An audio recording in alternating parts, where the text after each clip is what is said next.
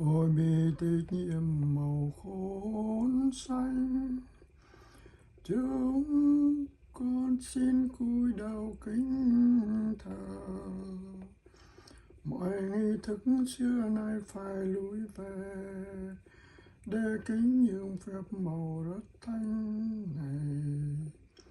Dù con mắt chẳng trông thấy Chúa đâu, nhưng đức tin giúp con nhìn rõ Chúa.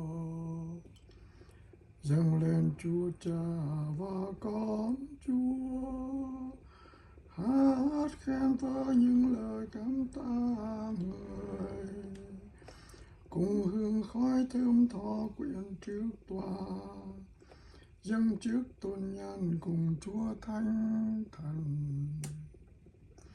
Quyền năng uy hùng trên hết các vua, nhưng rất thương xót đến đoàn thiên